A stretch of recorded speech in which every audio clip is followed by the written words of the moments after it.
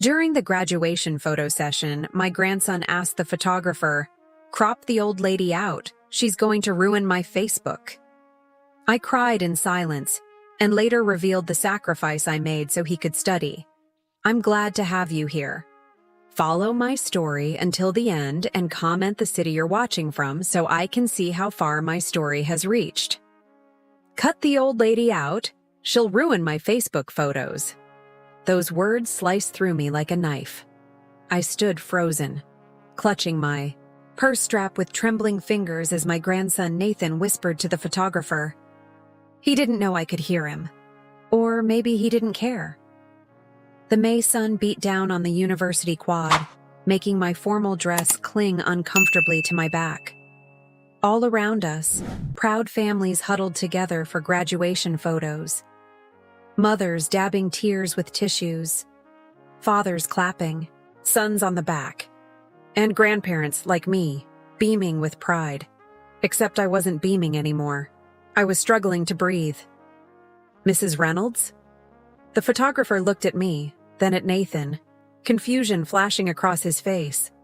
"Did you want to step out of this set of photos?" Nathan's eyes met mine for just a second. No shame, no apology, just irritation at being caught.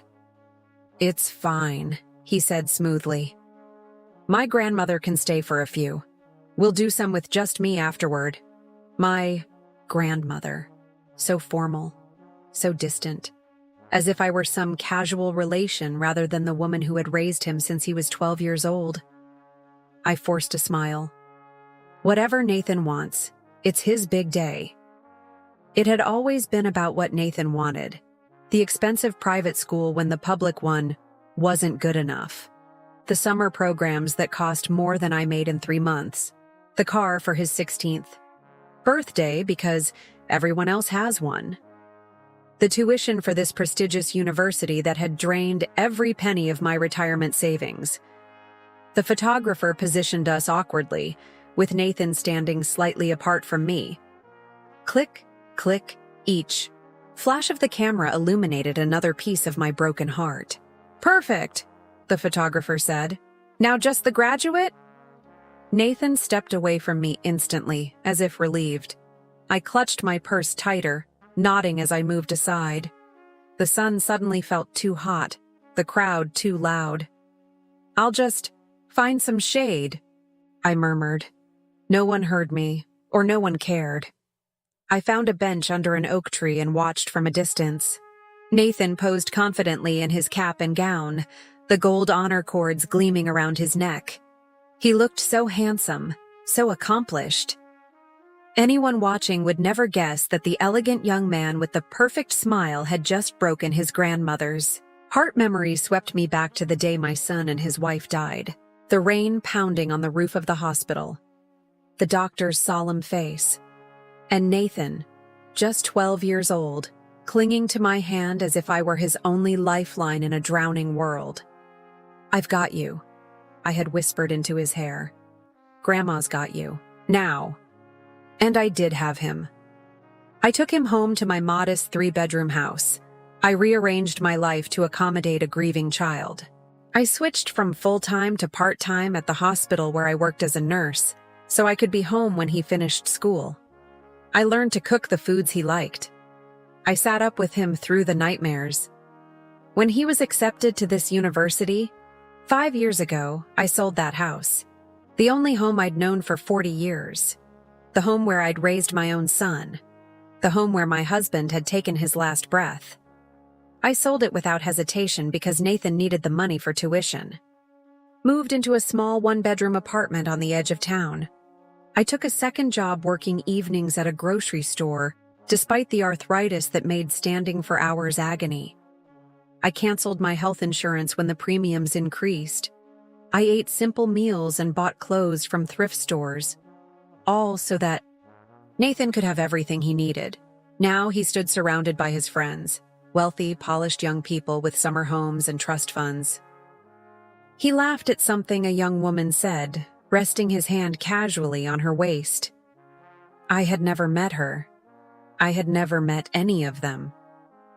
I dabbed at my eyes with a tissue as reality settled over me like a shroud. I was a stranger to my own grandson. A burden, an embarrassment, the old lady who would ruin his Facebook photos. Later, back at Nathan's apartment, the one I helped pay for, I shut myself in the guest bathroom and stared at my reflection in the mirror. When had I gotten so old? When had the lines around my eyes deepened so much? When had my hair turned from salt and pepper to almost completely white? I splashed cold water on my face and tried to compose myself. Nathan's friends were coming over for a celebration dinner. A dinner I had spent 3 days preparing, despite having to stand on my aching legs for hours. He doesn't mean to be cruel, I whispered to my reflection.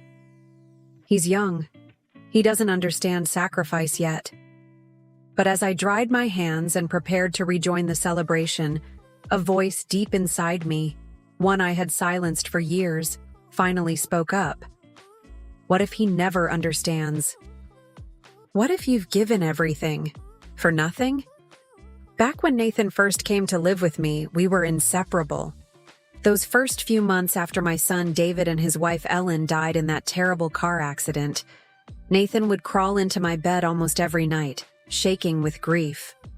"Tell me about Dad when he was little," he'd whisper, and I'd stroke his hair and tell stories until he fell asleep.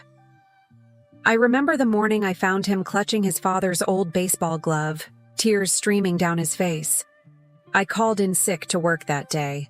We spent hours in the backyard, me throwing wobbly pitches while Nathan learned to catch like his dad. "You throw like a girl, Grandma," he teased through his tears, and we both laughed until we cried.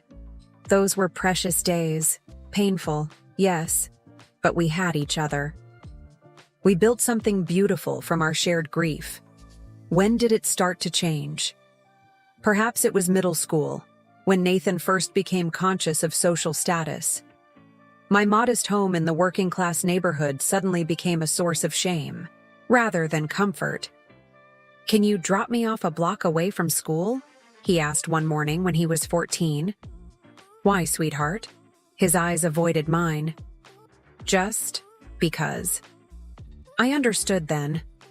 The old station wagon I drove embarrassed him. The next day, I dropped him where he asked without comment. That night, I lay awake, wondering if I should use some savings to buy a newer car. But those savings were earmarked for his college fund. I couldn't touch them. By high school, the transformation was unmistakable. Nathan joined the lacrosse team, an expensive sport I could barely afford. His new friends were the sons of doctors, lawyers, and executives. They wore designer clothes and carried the latest phones. "Grandma, I need new shoes for lacrosse," he announced one evening, showing me a pair online that cost more than my weekly salary. "Nathan, honey, those are very expensive. Could we find something similar, but less?" "Never mind," he cut me off. "I'll just be the only guy on the team. With cheap shoes. It's fine." The guilt was instant and overwhelming. I ordered the shoes that night, cutting back on groceries for the next month to make up the difference. When college applications came around, Nathan only wanted prestigious universities. I suggested he consider state schools where he might get scholarships. "No way," he said. "Those are for people who can't get into real colleges." I didn't argue. Instead, I met with a financial advisor who helped me calculate what selling my house might bring. The figure was substantial, but not enough for 4 years at the schools Nathan wanted. I'd need to keep working well past retirement age. "Are you sure about this?" my friend Margie asked over coffee. "You've worked hard all your life, Beth. Your retirement—" "Nathan deserves the best," I interrupted. "David and Ellen would have wanted that." Margie gave me a long look. "And what would they have wanted for you?" I ignored the question. 2 months later, I sold the house where I'd lived for 4 decades. The day we moved, me to my tiny apartment, Nathan to his freshman dorm, he barely noticed my tears. "This place is so small," was all he said when he helped carry in my few remaining pieces of furniture. "It's just me now," I replied. "I don't need much space." He nodded absently, already, texting someone on his phone. The pattern continued throughout his college years. Calls became less frequent. Visits home stopped almost entirely. When I did see him, it was usually because he needed something. Money for books, for spring break trips, for the security deposit on his apartment. I picked up the evening shift at the grocery store, standing on my feet for 6 hours straight, despite my doctor's warning about my worsening arthritis. Some nights I hobbled home, swallowed ibuprofen dry, and fell into bed without even eating dinner. But I sent Nathan money whenever he asked. I never complained. I never asked about his grades or his spending habits. I just wanted him to succeed, to have the life his parents should have been here to provide. 2 years into his college experience, I drove 3 hours to surprise him for his birthday. I'd baked his favorite chocolate cake and bought him a sweater I couldn't afford. When I arrived at his apartment, music was blaring, and the place was full of people. Nathan stood in the center of the room, a red cup in his hand. "Grandma?" His face registered shock, then unmistakable annoyance. "What are you doing here?" "Happy birthday," I said, holding out the cake box. "I thought we could celebrate." He took the cake awkwardly. "You should have called. I have plans tonight." "Oh." I clutched the gift bag tighter.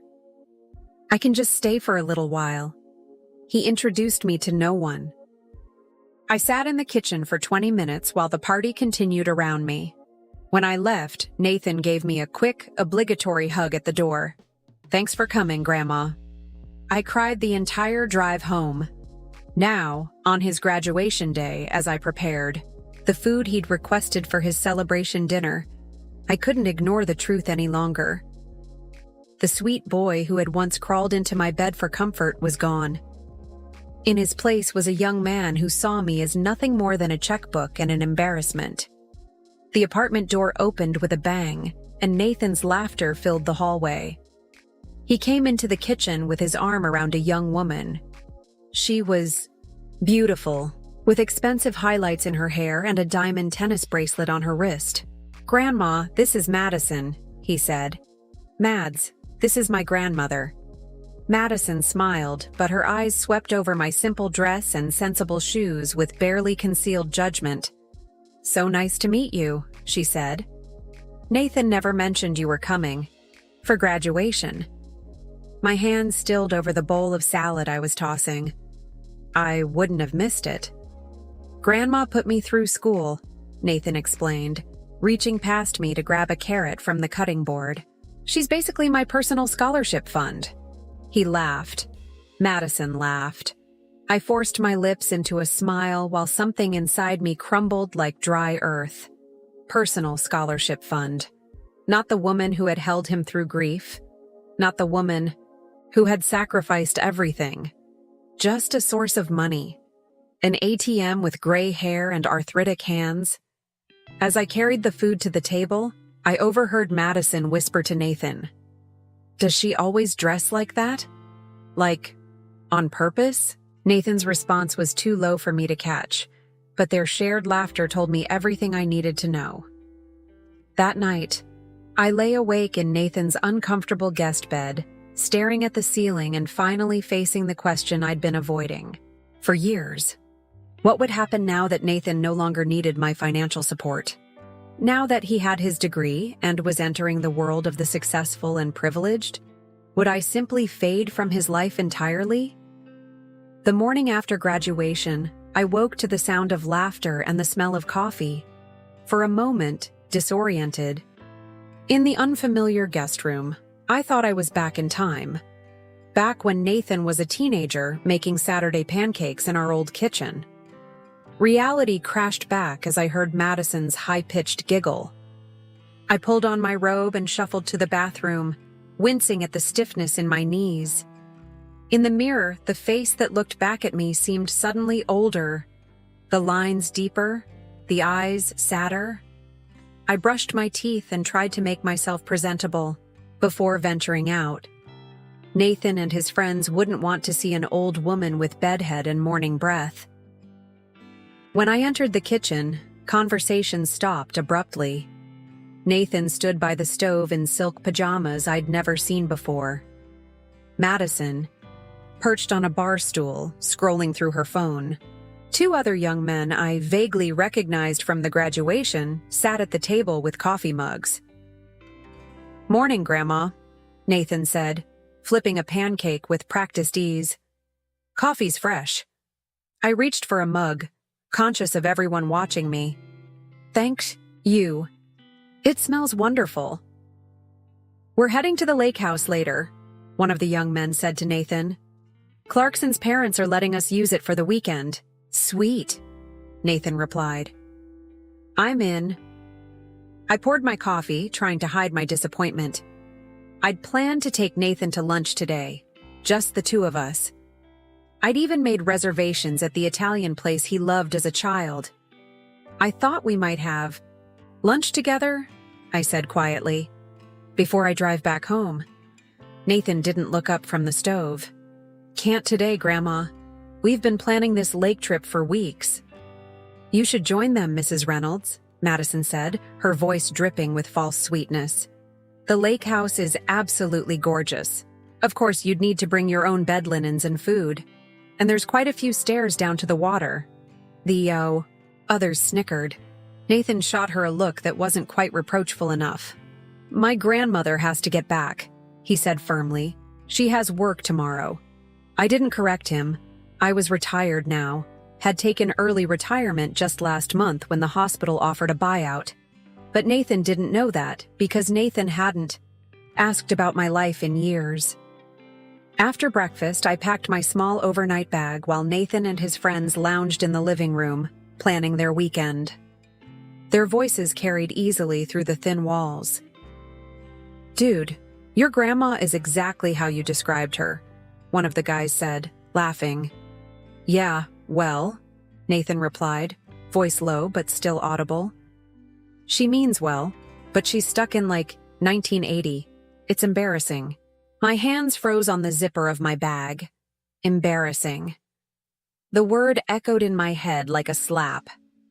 Something shifted inside me then. Something that had been bending for years finally snapped. I straightened my shoulders, zipped my bag with deliberate calm, and walked out to the living room.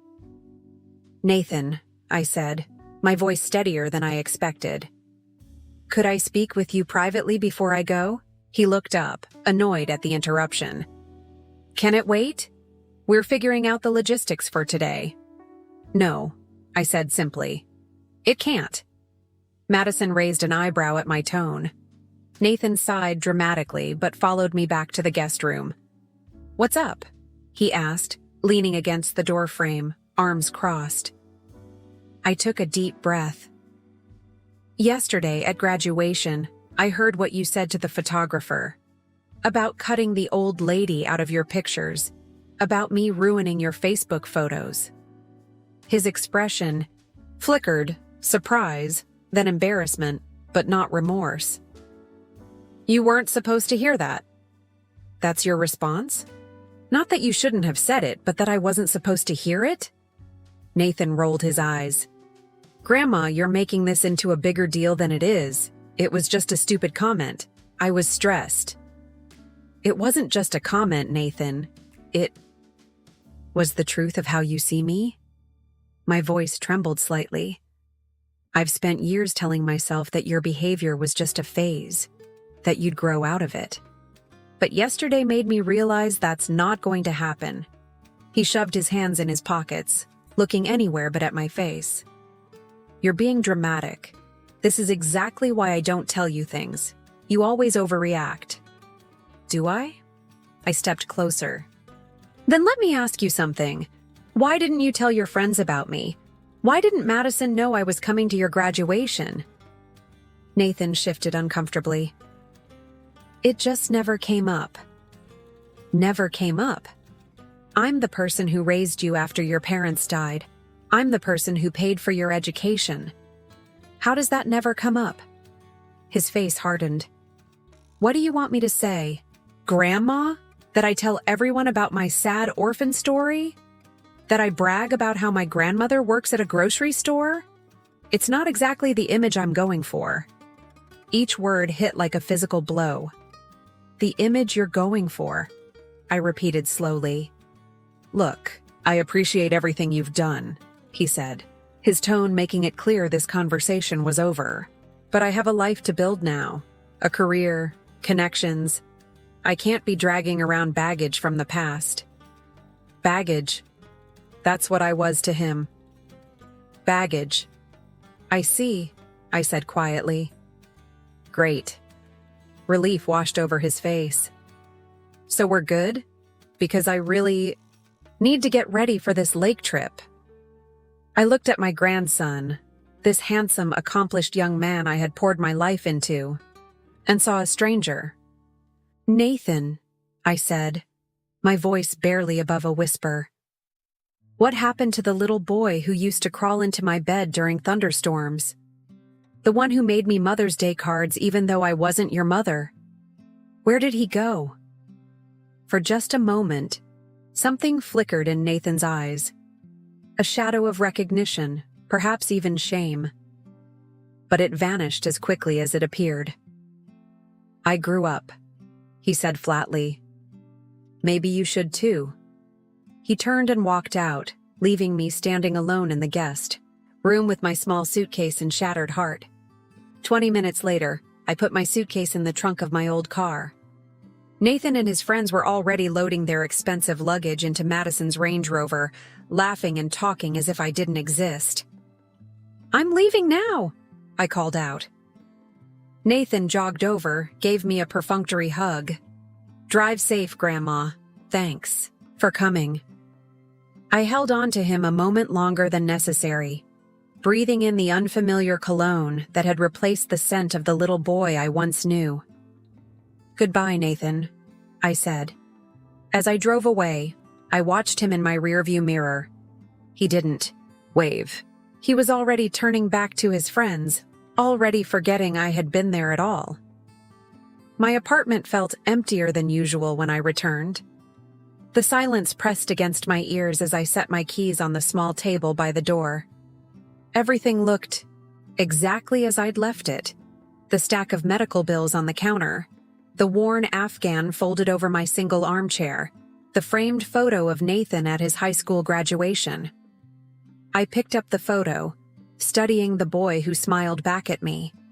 Even then, the distance had been growing.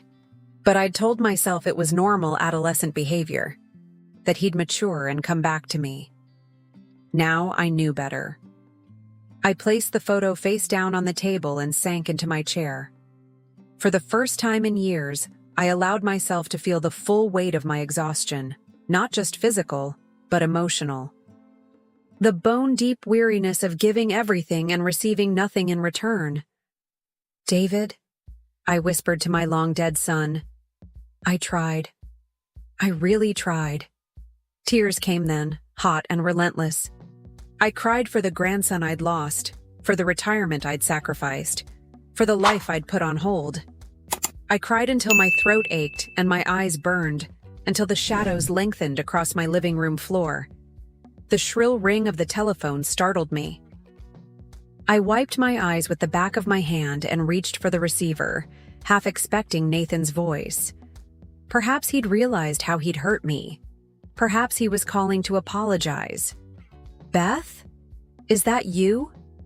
The familiar voice belonged not to Nathan, but to Margie, my old friend from the hospital.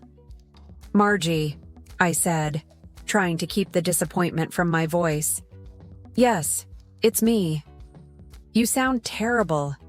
Have you been crying? I almost denied it, almost retreated behind the facade of strength I'd maintained for so long. But I was too tired for pretense. Yes, I admitted. It's been a difficult weekend. The graduation? Margie asked gently. How was it? It was.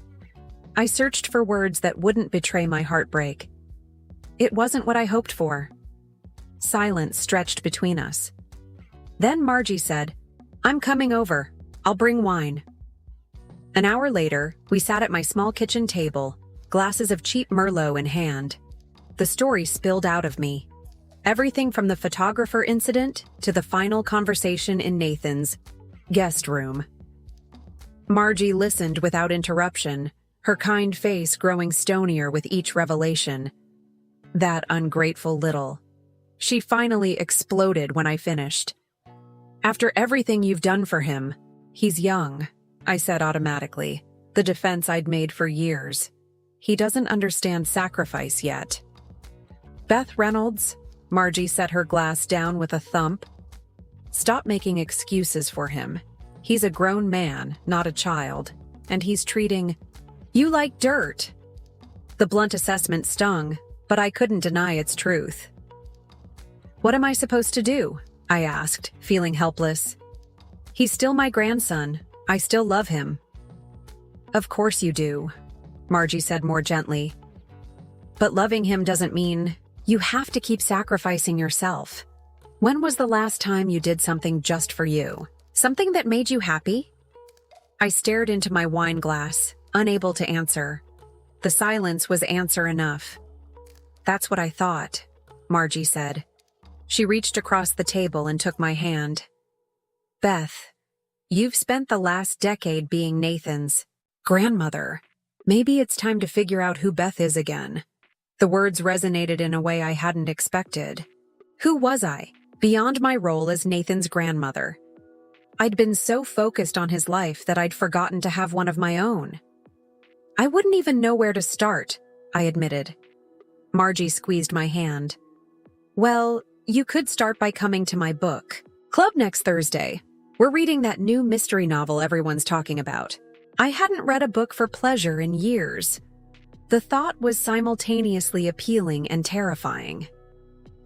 "I don't know if I'd fit in."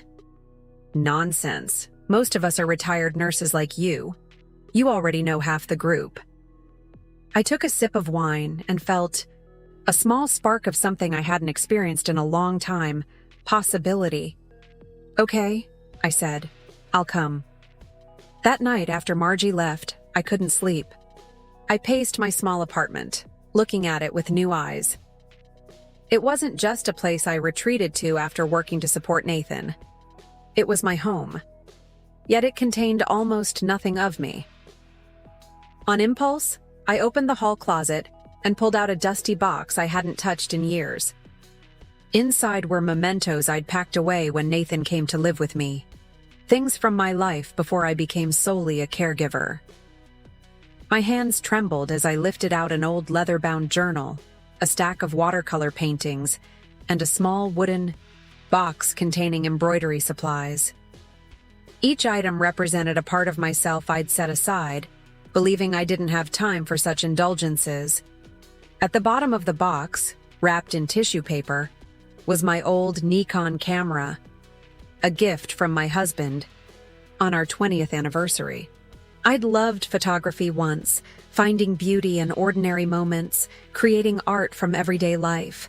I held the camera in my hands, remembering the joy it had given me. When had I decided that joy was a luxury I couldn't afford?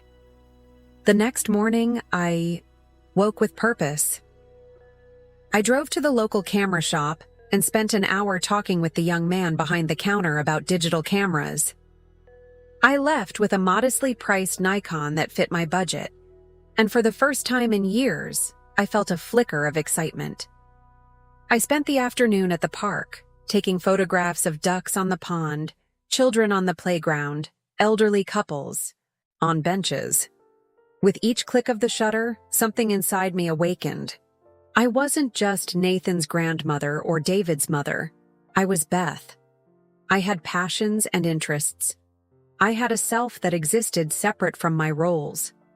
By the time Thursday arrived, I had read half the mystery novel and filled a memory card with photographs. I dressed carefully for book club, choosing a blouse that matched my eyes rather than the practical, forgettable clothes I usually wore. "Beth!" Margie exclaimed when she opened her door. "You look wonderful. Is that a new blouse?" I smoothed the Soft fabric, feeling almost shy. It's been in my closet for years. I just never had a reason to wear it. Margie led me to her living room, where 5 other women sat in a circle of comfortable chairs, wine glasses and books in hand. I recognized several faces from my nursing days. "Everyone," Margie announced. "This is Beth. Beth, this is everyone." They welcomed me with warm smiles and genuine interest. As the evening progressed, I found myself engaged in literary debate, laughing at jokes, sharing stories from my hospital days. Not once did I feel invisible or irrelevant. Driving home that night, I realized I'd gone an entire evening without thinking about Nathan. The realization brought both relief and guilt. Was I a terrible grandmother for enjoying myself without him? Then I remembered what Margie had said. Loving him doesn't mean you have to keep sacrificing yourself. Maybe she was right. Maybe the best thing I could do, for both Nathan and myself, was to reclaim the woman I'd been before grief and responsibility consumed me. When I got home, my phone was blinking with a voicemail. My heart jumped as I saw Nathan's number. "Hey, Grandma," his voice said, sounding oddly subdued. "Just checking to make sure you got home okay from the graduation. Call me back when you can." I stared at the phone, my thumb hovering over the callback button. Then I set it down. Whatever Nathan needed, it could wait until tomorrow. Tonight belonged to me. 3 months passed in a blur of new experiences. I joined Margie's book club permanently. I took a photography class at the community center. I volunteered at the local animal shelter, walking dogs whose grateful eyes made me feel valued in a way I hadn't in years. My small apartment gradually transformed. I hung my photographs on the walls. I bought colorful throw pillows for my sofa. I planted herbs on my tiny balcony. For the first time since selling my house, the space felt like home. I'd called Nathan back the day after book club, of course. Our conversation had been awkward, stilted. He'd asked about my drive home, about whether I'd gotten his graduation thank you notes in the mail. He never mentioned our last conversation. Neither did I. Since then, our contact had been minimal. A text message on my birthday.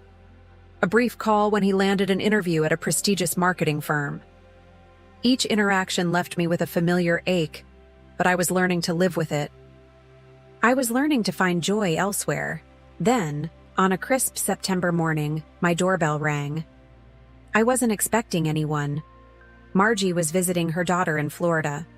My book club wasn't meeting until Thursday. I set down my coffee mug and approached the door cautiously. Through the peephole, I saw a face I knew better than my own. Nathan. My heart hammered as I unlocked the door.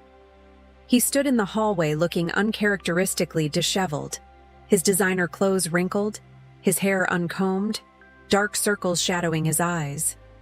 "Nathan," I said, unable to hide my surprise. "What are you doing here? Can I come in?" His voice was rough, as if he hadn't slept. I stepped back, gesturing him inside. He entered slowly, his eyes taking in the changes to my apartment. The framed photographs, the bright cushions, the bookshelf now full of novels instead of photo albums. Of him. "Your place looks different," he said, hovering awkwardly in the center of my living room. "I've made some changes." I closed the door behind him. "Would you like some coffee?" He nodded, sinking onto my sofa. I busied myself in the kitchen, heart still racing, mind spinning with questions. In 3 years of college, Nathan had never once visited my apartment. What had brought him here now? When I returned with the coffee, he was holding one of my framed photographs, a black and white shot of an elderly couple sitting on a park bench, their gnarled hands intertwined. "Did you take this?" he asked, genuine curiosity in his voice. "Yes. It's from my photography class. It's really good."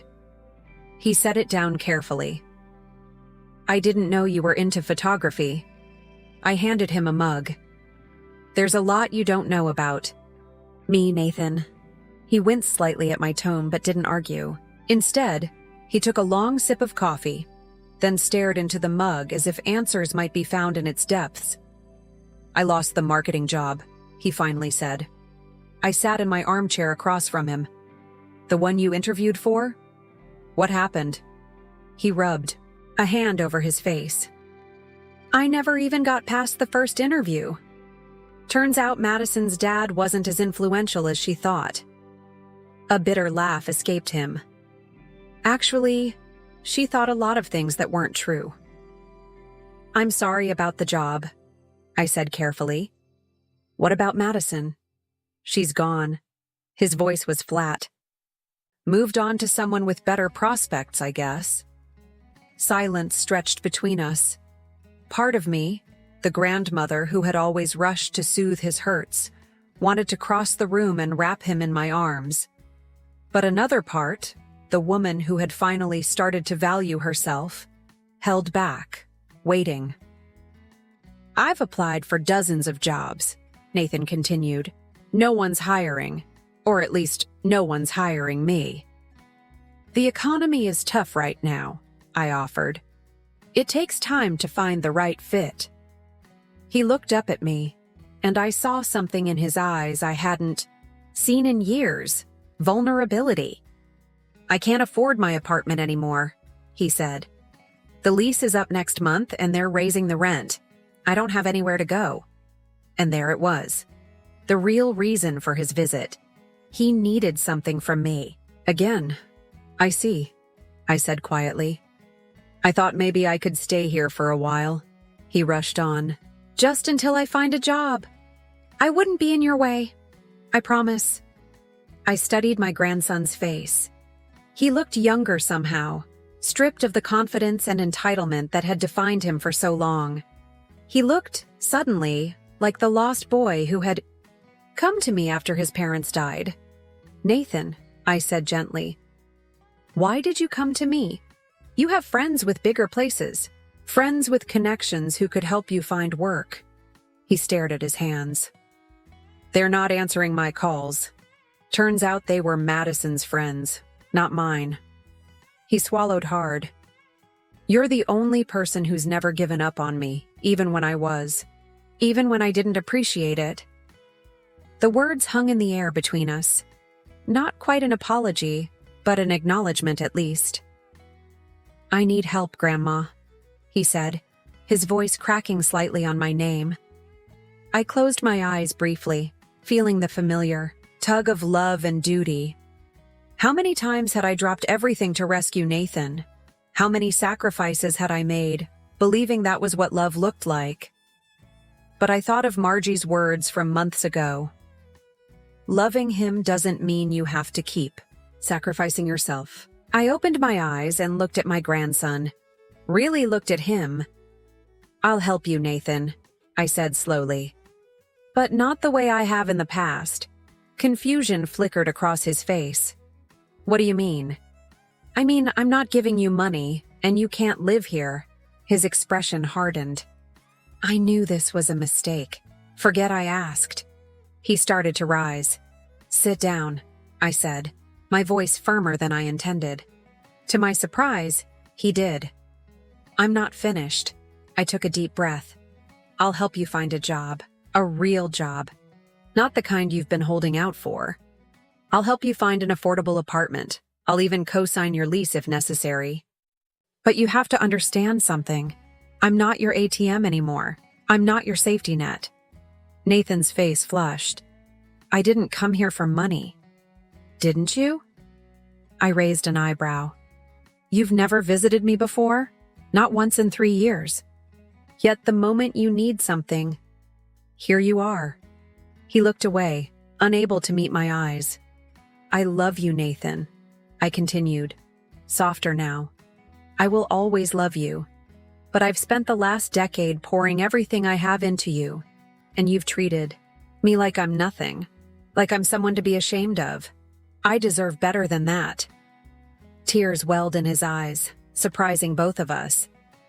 I know, he whispered. I know you do. For a moment, neither of us spoke. The clock on my wall ticked steadily, marking the seconds of this fragile new understanding. What happened to us? Nathan finally asked, his voice small. We used to be so close. You grew up? I said simply. And I let myself disappear. He looked around my apartment again, taking in the evidence of my rediscovered self. You seem different now. I am different. I smiled slightly. I'm me again. Nathan nodded slowly. Then, haltingly, he began to tell me about the months since graduation. The job rejections, Madison's increasingly cold behavior as his prospects dimmed, the fair weather friends who stopped returning his calls, the growing realization that the world he'd thought he belonged in had never really accepted him at all.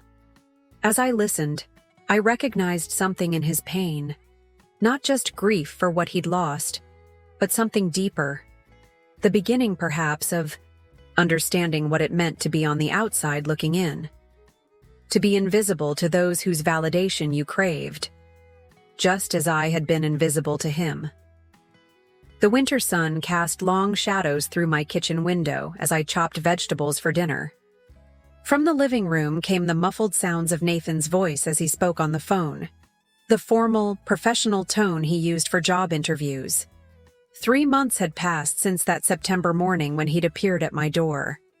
3 months of cautious rebuilding. 3 months of learning to know each other as adults rather than just grandmother and grandson. I hadn't let him move in with me. Instead, I'd helped him find a room in a shared house with reasonable rent. I hadn't paid his bills, but I'd shown him how to create a budget, how to distinguish between needs and wants. I hadn't found him a job, but I'd connected him with Frank, an old friend from the hospital who managed a local hardware store. The interview went well, Nathan said, appearing in the kitchen doorway. Mr. Alvarez said he was impressed with my Excel skills. I smiled, sliding the chopped carrots into the stew pot. That's wonderful. When will you hear back? He said by Friday. Nathan leaned against the counter, watching me cook. It's an accounting assistant position. Not exactly what I pictured doing with my business degree, but the salary would cover my rent and student loans. That's a good start, I said. Many successful people began in positions below their qualifications. Nathan nodded, then reached for a knife to help with the remaining vegetables. We worked in companionable silence for a while, the rhythm of our chopping in sync. Thanks for having me over for dinner, he said finally, and for helping with the job leads. You're welcome here anytime, I said. You know that. And it was true. These Sunday dinners had become our new tradition, a space where we were slowly rebuilding our relationship on more equal footing. Nathan was no longer the entitled young man who saw me as merely a source of financial support, and I was no longer the self-sacrificing grandmother whose entire identity revolved around him. Grandma, Nathan said hesitantly, setting down his knife. There's something I've been wanting to tell you. I turned, wiping my hands on a dish towel. What is it? He took a deep breath. I'm sorry for how I treated you, for what I said at graduation, for everything.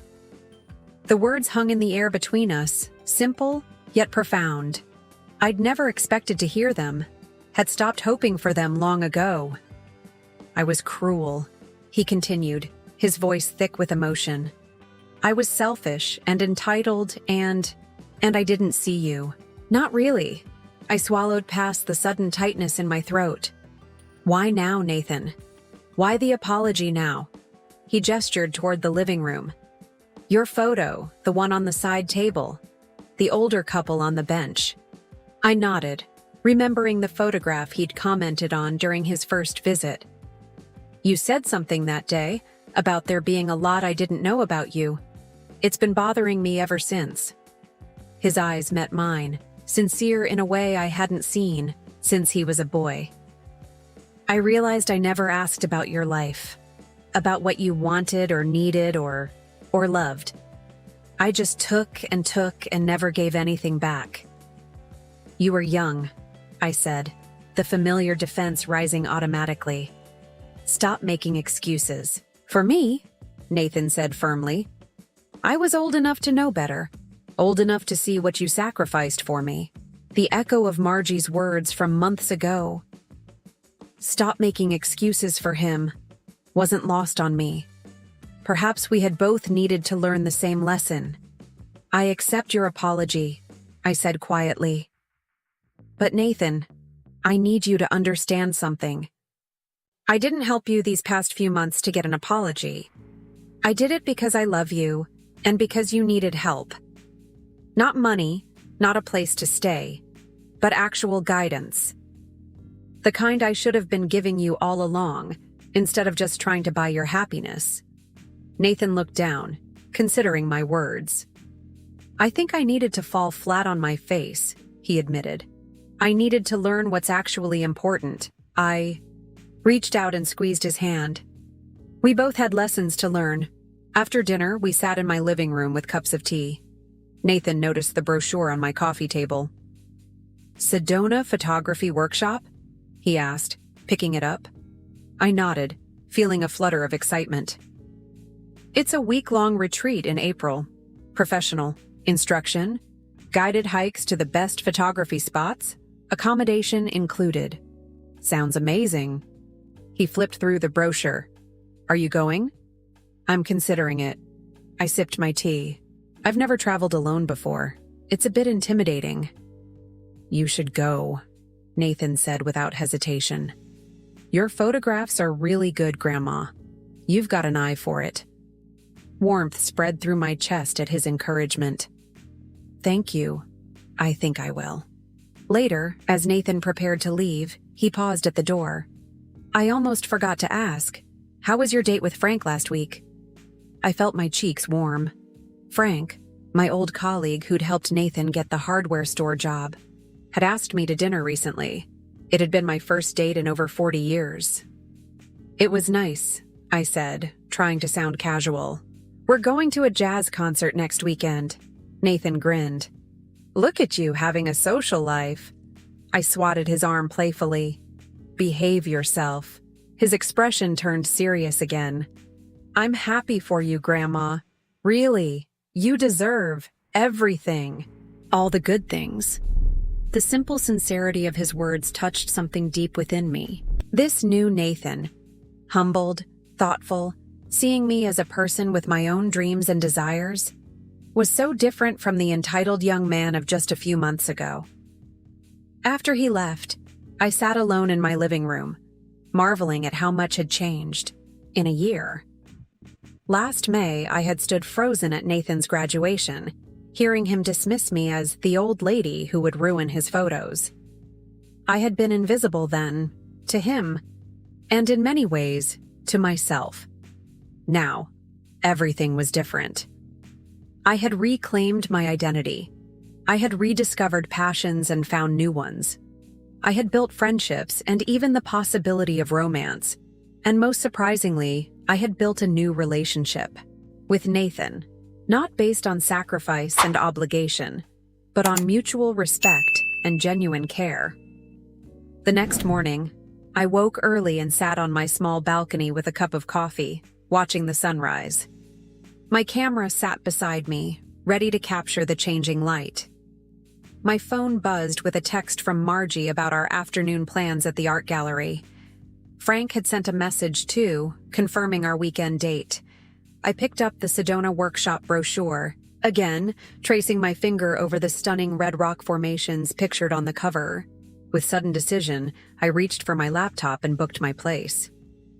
The cost was significant, nearly a month's pension, but I had saved carefully these past months. I could afford this gift to myself. As I completed the reservation, I felt a profound sense of peace wash over me. For so long, I had measured my worth by what I could give to others, particularly to Nathan. I had defined myself solely as a grandmother, a caretaker, an open wallet. I had allowed myself to become invisible. But no more. I had learned that loving someone doesn't mean erasing yourself. That generosity without boundaries isn't really generosity at all. That I was entitled to dreams and desires of my own. My phone rang. Nathan calling to tell me he'd picked up an extra shift at the hardware store. "Rain check on Sunday dinner?" he asked. "Unless you want to come to my place instead, it's not as nice as yours. But I found these recipes I want to try." I smiled at his invitation. "I'd like that." After we hung up, I picked up my camera and focused on a small bird that had landed on my balcony railing. Through the viewfinder, I saw the intricate patterns of its feathers, the alert brightness of its eye, the delicate structure of its wings. Thought about the elderly couple in the photograph Nathan had admired, the one that had sparked the beginning of our reconciliation. I had taken that photo because I'd been moved by their quiet devotion, the way they seemed to truly see each other even after decades together. That was what had been missing between Nathan and me. The ability to truly see each other as we were, not as we wished the other to be. I took the picture of the bird, capturing the moment it spread its wings to fly. Then I lowered my camera and simply watched as it soared away, free and visible against the vast morning sky.